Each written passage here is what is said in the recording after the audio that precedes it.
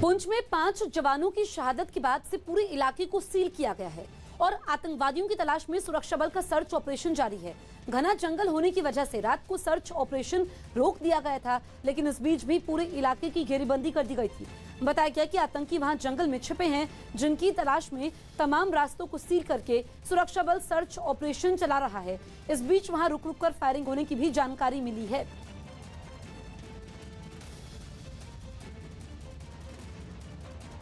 दिल्ली में छठ पूजा पर बैन के खिलाफ बीजेपी ने जोरदार प्रदर्शन किया। इसके लिए प्रदर्शनकारी मुख्यमंत्री अरविंद केजरीवाल के घर के बाहर अच्छी खासी तादाद में जुट गए, जिनके साथ दिल्ली बीजेपी अध्यक्ष आदेश गुप्ता और उत्तर पूर्व दिल्ली से बीजेपी सांसद मनोज तिवारी ने भी बढ़ चढ़कर हिस्सा लिया। लेकिन उन्हें रोकने के लिए सीएम के घर के बाहर पुलिस ने बैरिकेडिंग कर दी, जिस पर ये प्रदर्शनकारी चढ़ गए और उसे पार करने की जिद पर अड़ गए। ऐसे में पुलिस को उन पर पानी की बौछार करनी पड़ी। दिल्ली बीजेपी विरोध प्रदर्शन कर रही है। इस वक्त आप तस्वीरें देखें तो वाटर कैनन का इस्तेमाल किया जा रहा है। सीएम आवास के बाहर की तस्वीरें हैं। पानी की बौछार करने का भी उन लोगों पर कुछ खास फर्क नहीं पड़ा। कुछ प्रदर्शनकारी वहां से तितर बितर तो हुए, लेकिन कई ऐसे भी थे जो बैरिकेड से उतरे तक नहीं। इससे पहले इस प्रदर्शन में शामिल बीजेपी कार्यकर्ताओं ने केजरीवाल सरकार के खिलाफ सड़क पर उतरकर जमकर नारेबाजी की। प्रदर्शन के दौरान बीजेपी के कई कार्यकर्ता हाथों में दिल्ली सरकार के खिलाफ तख्तियां भी लिए नजर आए। लेकिन इस पूरे हंगामे के दौरान अफरा तफरी तब मच गई जब बीजेपी सांसद मनोज तिवारी को अस्पताल ले जाने की नौबत आ गई। बताया गया कि वो बैरिकेड पर चढ़कर विरोध जता रहे थे, तभी पुलिस ने पानी की बौछार शुरू कर दी। इसी दौरान वो बैरिकेड से नीचे गिर गए और बेहोश हो गए। इस घटना के बाद प्रदर्शन में शामिल कुछ कार्यकर्ताओं ने मनोज तिवारी को उठाया और वहां से उन्हें एक गाड़ी में सफदरजंग अस्पताल ले गए।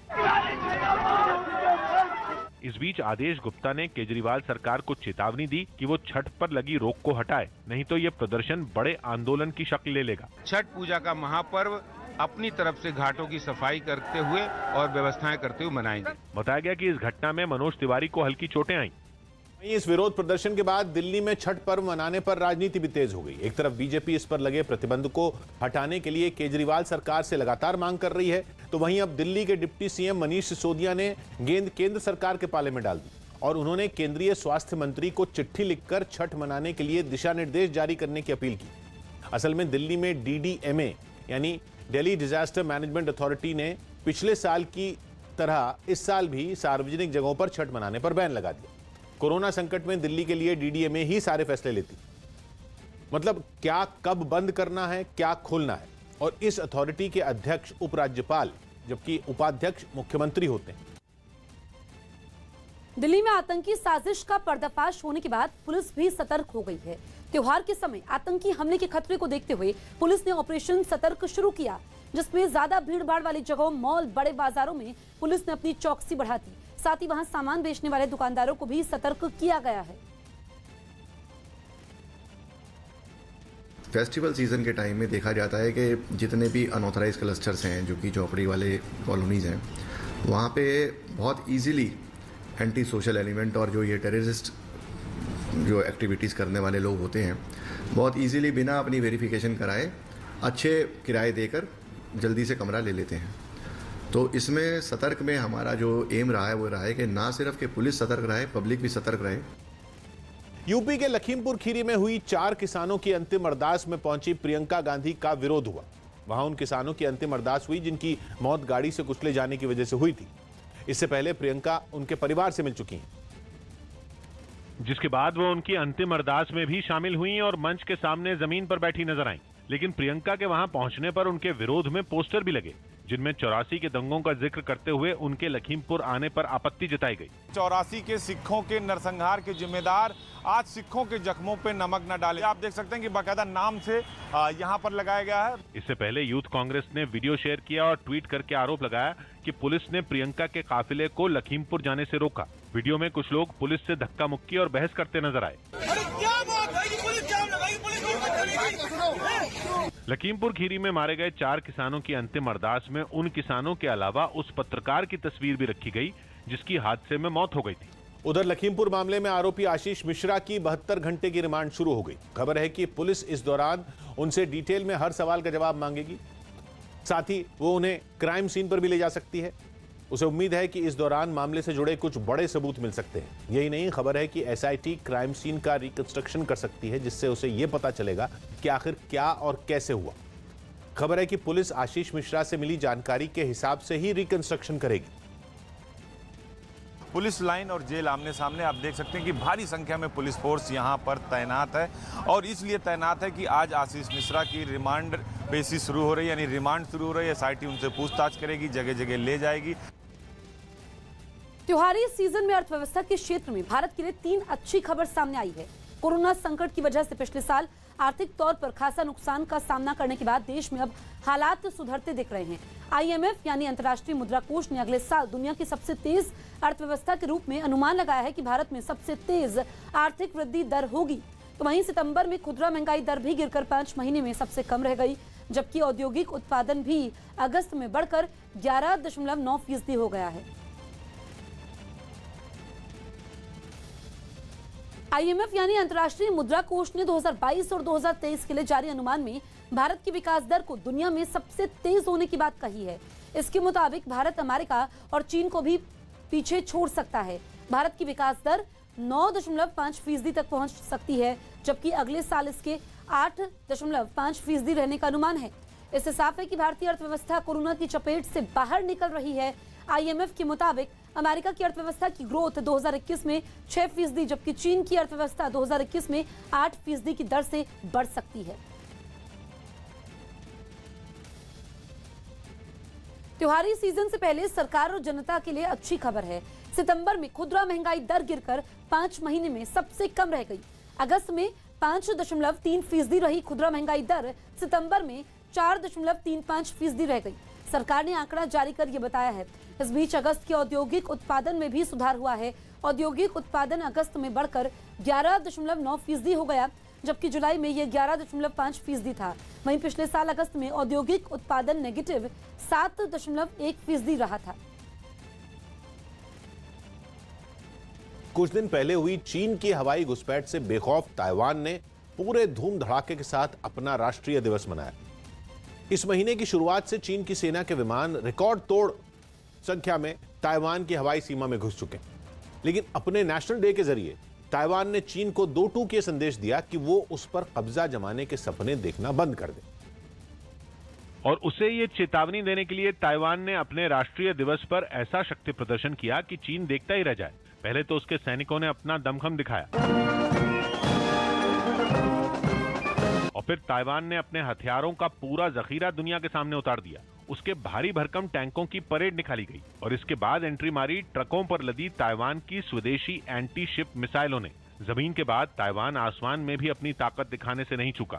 उसके मिलिट्री हेलीकॉप्टर ताइवान के बड़े बड़े झंडे लेकर राजधानी ताइपे के आसमान में पहुंच गए। कभी फ्रांस में बने मिराज फाइटर जेट्स ने उड़ान भरी, तो कभी अमेरिका के F-16 लड़ाकू विमानों ने अपना जलवा दिखाया। अपने नेशनल डे पर ताकत की नुमाइश करके ताइवान ने साफ कर दिया कि वो चीन के आगे घुटने कतई नहीं टेकेगा, इसलिए वो उसकी तरफ आंख उठाकर देखे भी ना। न्यूज 18 के अमिताभ सिन्हा की खबर है कि देश में अब किसी भी तरह का बिजली संकट नहीं होगा। केंद्र सरकार के सूत्रों के मुताबिक 5 दिन के कोयले का स्टॉक उपलब्ध है और सबसे बुरा समय बीत चुका है। उच्च स्तरीय सूत्रों के मुताबिक कोयले की सप्लाई में अब कोई दिक्कत नहीं आएगी। अगले 4 से 5 दिन में 1.5 मिलियन टन से 2 मिलियन टन तक सप्लाई पहुंचेगी। वहीं कोयला उत्पाद में कमी की वजह बताते हुए सरकार ने कहा कि अक्टूबर तक चली बारिश के कारण भी कोयले के उत्पादन में कमी आई है। वहीं केंद्र ने कोयला संकट के लिए राज्यों की तैयारी में कमी को भी जिम्मेदार माना। कोल इंडिया लिमिटेड का राज्यों पर 21,000 करोड़ का बकाया है। इसके बावजूद वो राज्यों को कोयले की सप्लाई जारी रखे हुए हैं। त्योहारों पर अलर्ट के दौरान दिल्ली पुलिस की स्पेशल सेल ने एक संदिग्ध आतंकी को गिरफ्तार किया, जिसका नाम अशरफ बताया जा रहा है। दावा किया गया कि वो पाकिस्तान का नागरिक है। कुछ दिन पहले अलर्ट जारी किया गया था कि पाकिस्तान की खुफिया एजेंसी ISI त्योहारों पर भारत में धमाके करवा सकती है। माना जा रहा है कि अशरफ नाम के संदिग्ध के पकड़े जाने से उसके मंसूबों पर पानी फिर गया। पुलिस ने उसे दिल्ली के लक्ष्मी नगर इलाके से रात में गिरफ्तार किया और अगली सुबह उसे दिल्ली की पटियाला हाउस कोर्ट में पेशी के लिए लाया गया, जहां से उसे 14 दिन की पुलिस कस्टडी में भेज दिया गया। वो जैसे ही गाड़ी से उतरा, मीडिया ने उसे घेर लिया जिसकी वजह से पुलिस को उसे कोर्ट के अंदर ले जाने के लिए खूब मेहनत करनी पड़ी। अदालत में ले जाते समय अशरफ नाम के इस संदिग्ध आतंकी का चेहरा ढका रहा।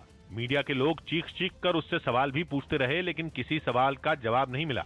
बताओ अशरफ, नवरात्रि पे क्या करने वाले थे? कहा जा रहा है कि करीब 1 महीने पहले यूपी और दिल्ली से गिरफ्तार किए गए संदिग्ध आतंकियों ने पूछताछ में अशरफ का नाम लिया था, जिसके बाद उसे गिरफ्तार किया गया। जानकारी मिली है कि पिछले महीने गिरफ्तार हुए जिशान और ओसामा ने अशरफ के बारे में पुलिस को बताया था, जिसके बाद से ही उसकी तलाश चल रही थी। कहा जा रहा है कि पुलिस को पता चला कि एक शख्स फर्जी पहचान पत्र के आधार पर दिल्ली में रह रहा है, जिसके बाद पुलिस रात में दिल्ली के लक्ष्मी नगर के रमेश पार्क इलाके में पहुंची और उसने वहां अली अहमद नूरी नाम से रह रहे अशरफ को पकड़ लिया। रमेश पार्क से गिरफ्तार किया है। बताया जा रहा है कि ये आतंकी यहां पर फर्जी पहचान पत्र के आधार पर अली अहमद नूरी के नाम से रह रहा था। गिरफ्तारी के बाद पुलिस उसे लोधी रोड पर बने स्पेशल सेल के दफ्तर लाई, जहां पुलिस ने उससे रात में ही पूछताछ शुरू कर दी। पुलिस ने दावा किया कि अशरफ ने पूछताछ में अपने आतंक के प्लान से जुड़ी कई बातें बताई, जिनकी तह तक पहुंचने के लिए पुलिस ने जांच शुरू कर दी।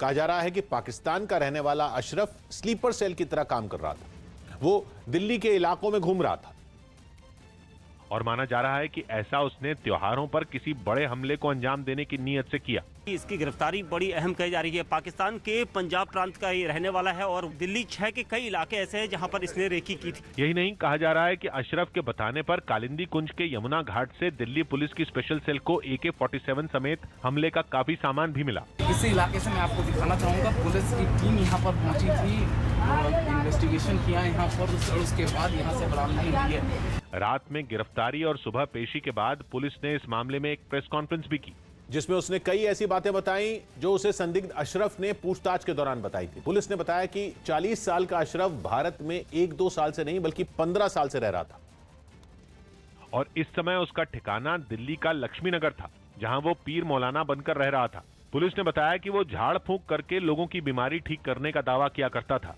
लेकिन उसका असली मकसद कुछ और था। पुलिस को इस बात की पूरी आशंका है कि वो त्योहारों पर भारत को दहलाने के लिए रची गई बड़ी साजिश का हिस्सा था। इन्फर किया सकता है कि ये फेस्टिव सीजन में कोई ना कोई टेररिस्ट एक्टिविटी कहीं होने वाली थी जो अवॉइड कर ली गई है। पुलिस का कहना है कि वो पहले भी भारत में हुए कई आतंकी हमलों का हिस्सा रह चुका है।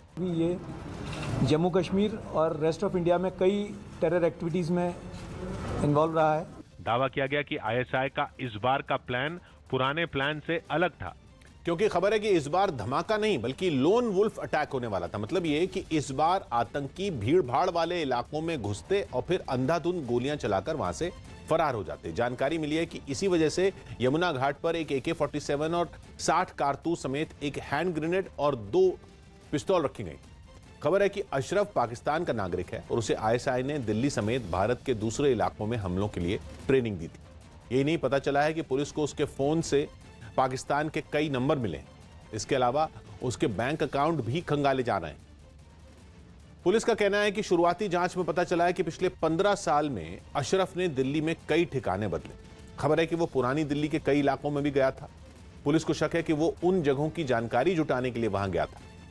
पता चला है कि अशरफ ने अपना काम निकालने के लिए एक भारतीय महिला से शादी भी की थी और जब उसका काम हो गया तो उसने उसे छोड़ दिया।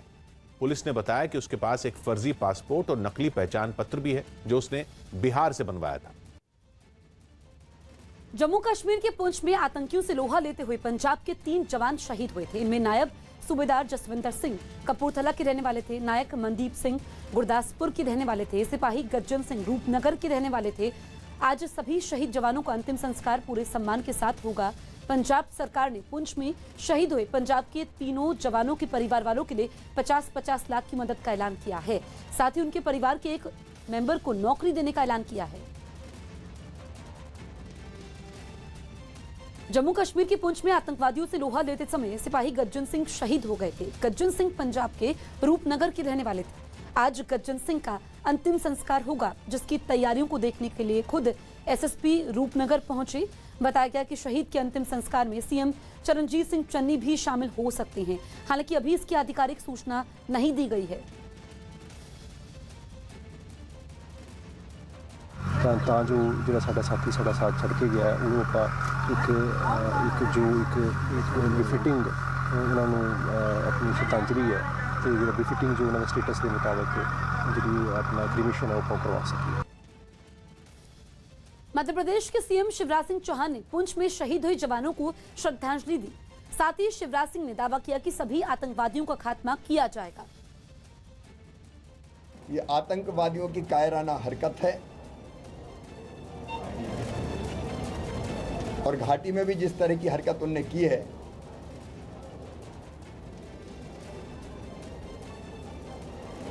उससे वो ये ना समझें कि वो आतंकित करने में कामयाब होंगे। देश आतंकवाद के खिलाफ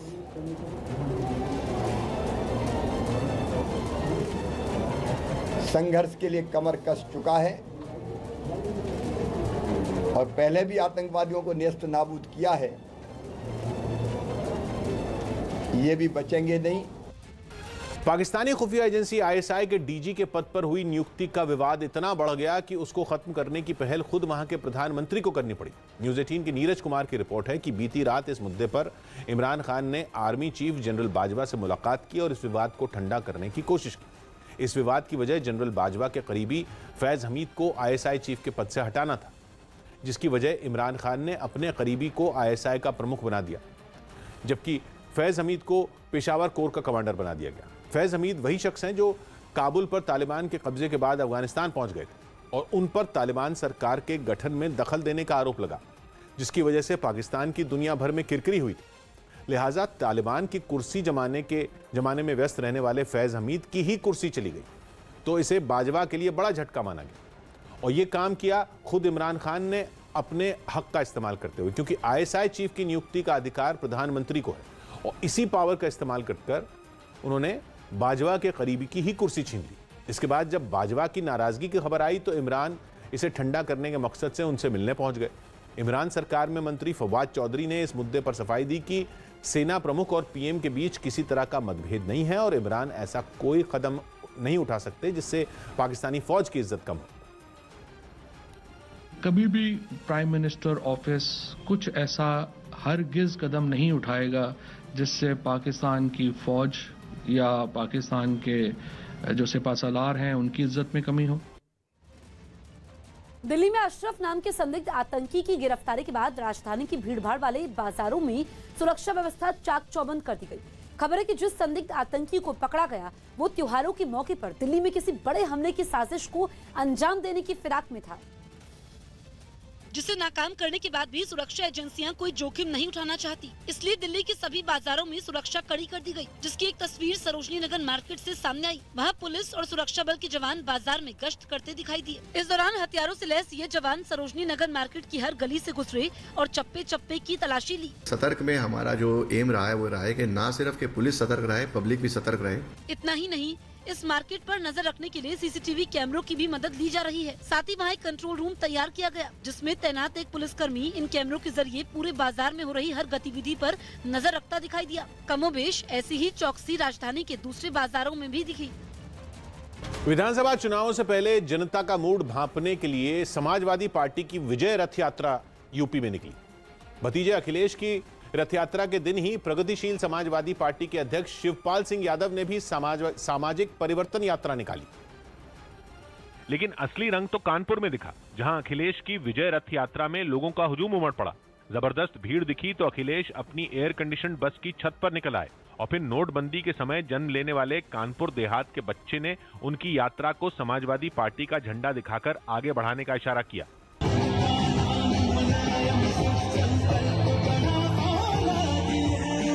रास्ते भर कार्यकर्ताओं का उत्साह बढ़ाने के लिए अखिलेश के बस की खिड़की जैसे ही खुलती, उन्हें गुलदस्ता लेने और उन पर फूल बरसाने की होड़ शुरू हो जाती। चुनावी बिगुल फूंकने के मकसद से निकली इस यात्रा से अखिलेश गदगद नजर आए। वहाँ किसान कुचले गए हैं, बल्कि कानून कुचलने की तैयारी थी, संविधान कुचलने की तैयारी है, इसलिए जनता भारतीय जनता पार्टी का सफाई करेगी। अखिलेश सड़कों से निकले तो कई कार्यकर्ताओं ने रंग जमाने के लिए नावों का सहारा लिया और पार्टी के झंडे लगाकर गंगा में जल यात्रा करने निकल पड़े। अखिलेश के काफिले को गुजरता देख जल यात्रा पर निकले समर्थक भी जोश से भर गए। बताया गया कि अखिलेश यादव की विजय रथ यात्रा कानपुर इलाके के 4 जिलों से होते हुए एक दिन बाद कानपुर देहात में खत्म होगी। लेकिन इसी बहाने बीजेपी ने मुलायम कुनबे के सियासी कलह पर भी तंज कसा, क्योंकि इसी दिन इन्हीं मुद्दों को लेकर चाचा शिवपाल की भी यात्रा निकली। लेकिन भीड़ की वजह से अखिलेश की रथ यात्रा ज्यादा चर्चा में रही, जो कानपुर से हमीरपुर के रास्ते में भीड़ और समर्थकों के काफिले के साथ धीरे धीरे चलती रही। चूंकि साइकिल चुनाव निशान वाली यात्रा एयर कंडीशन बस से निकली, इसलिए बीजेपी ने इस पर निशाना साधा। एसी कमरे से निकल के वो एसी बस में यात्रा करने निकले हैं, तो उनको मुबारक हो। जिस वक्त अखिलेश की विजय रथ यात्रा कानपुर में निकली, उसी वक्त मथुरा से प्रगतिशील समाजवादी पार्टी के नेता शिवपाल सिंह यादव भी एक यात्रा पर निकल पड़े। इस यात्रा का नाम सामाजिक परिवर्तन रथ यात्रा दिया गया, जिसमें मुलायम सिंह यादव की तस्वीरें भी दिखीं। केंद्र सरकार के कई मंत्रालयों के काम में तेजी लाने के लिए पीएम मोदी आज गति शक्ति योजना लॉन्च करेंगे। इस योजना के तहत केंद्र सरकार के 16 मंत्रालयों और विभागों को एक प्लेटफॉर्म पर लाया जाएगा, ताकि सरकार की बड़ी योजनाओं के लिए सभी विभागों में एक दूसरे से तालमेल बैठाया जा सके। इस योजना के तहत एक वेबसाइट भी लॉन्च होगी, जिसमें केंद्र सरकार की 2024 तक की सभी बड़ी योजनाओं की पूरी जानकारी होगी, जैसे केंद्र के सभी प्रोजेक्ट, उन पर होने वाला खर्च, प्रोजेक्ट की तैयार होने की तारीख और उसके फायदे नुकसान की जानकारी बताई गई।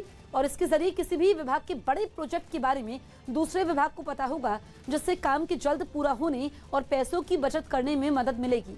इस योजना से रेल, सड़क और सिविल एविएशन समेत 16 मंत्रालय और विभाग जुड़ेंगे। अफगानिस्तान में लगातार उठ रही महिलाओं की आवाज दबाने के लिए तालिबान ने एक महिला विंग बना दी।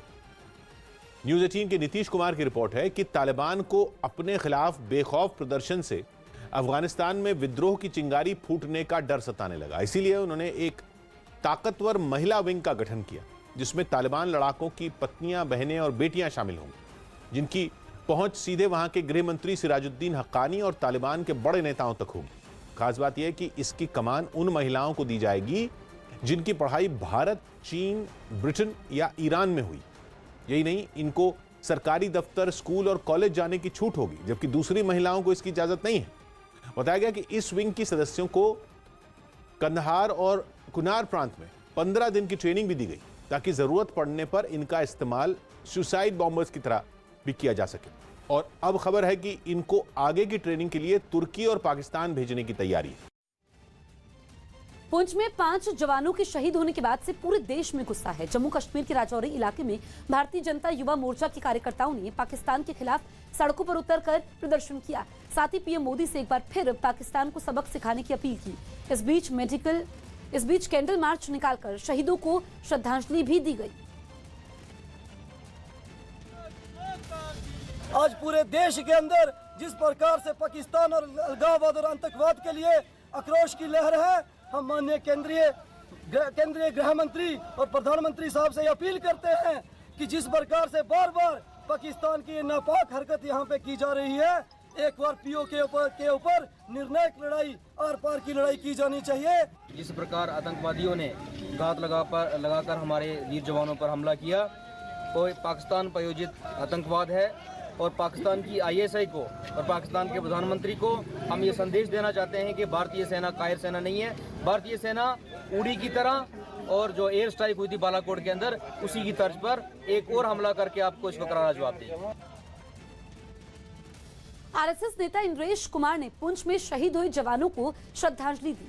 साथ ही पाकिस्तान को आतंकवाद के मुद्दे पर कड़ी चेतावनी दी। भारत शक्तिवान देश है, अपने इंच इंच की हिफाजत करना जानता है, और वह अपने जन जन के बलिदान को कभी जाया नहीं होने देगा। हर बलिदान यह भारत की सुरक्षा की गारंटी था, है और रहेगा। मैं चीन और पाकिस्तान को कहूँगा, वह एक सभ्य मित्र के रूप में और पड़ोसी के रूप में आए, ना कि वह एक हिंसक और विस्तारवाद और आतंकवाद के रूप में और दिखाई दें।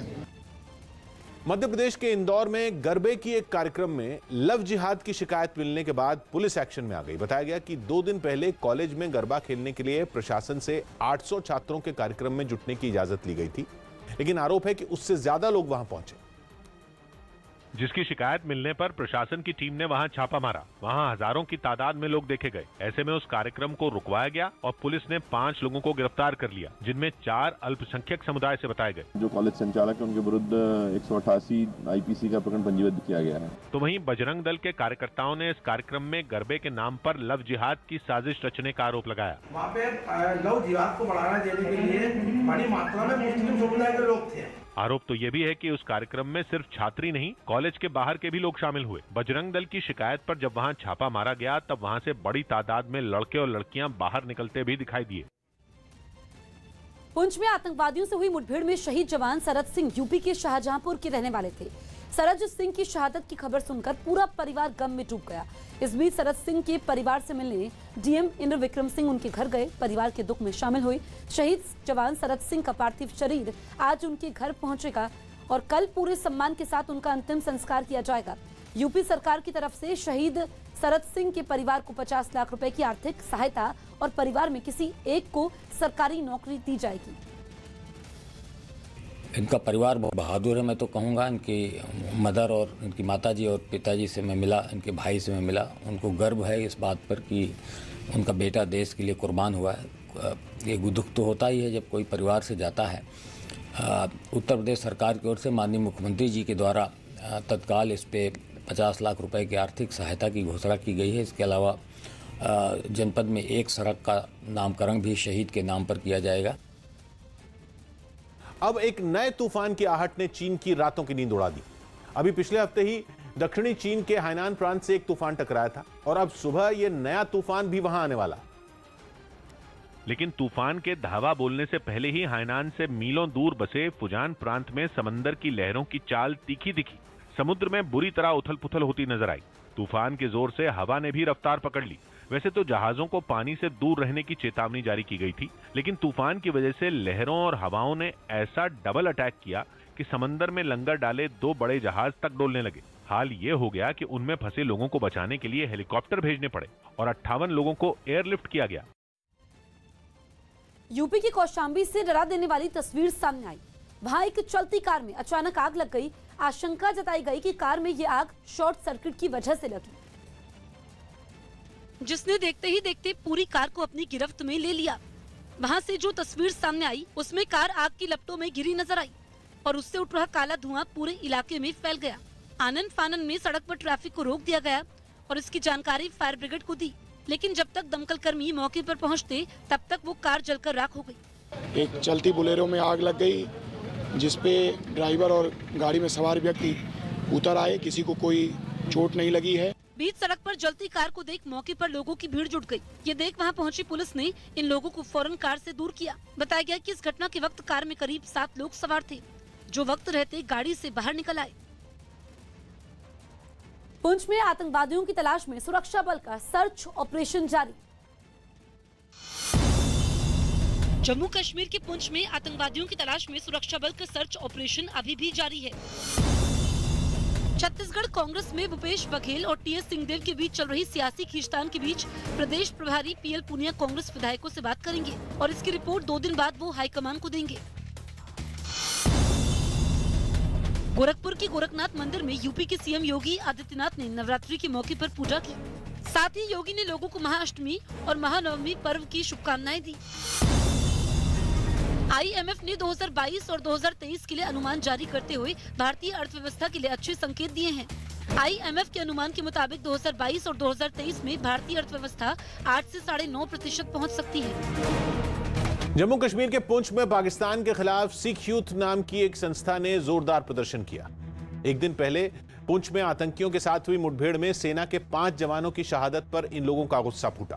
बताया जा रहा है कि पुंछ में लगने वाली भारत और पाकिस्तान की सीमा से कुछ आतंकी भारत में दाखिल हुए थे, जो जंगल में छिप गए थे और उन्होंने मौका मिलते ही जवानों पर हमला कर दिया था, जिसमें भारतीय सेना के 5 जवानों ने देश के लिए अपनी जान की कुर्बानी दे दी। इसी हमले के विरोध में सिख यूथ नाम की संस्था के कुछ कार्यकर्ता सड़क पर उतर आए। उन्होंने पुतला फूंककर पाकिस्तान पर अपना गुस्सा जाहिर किया। पाकिस्तान!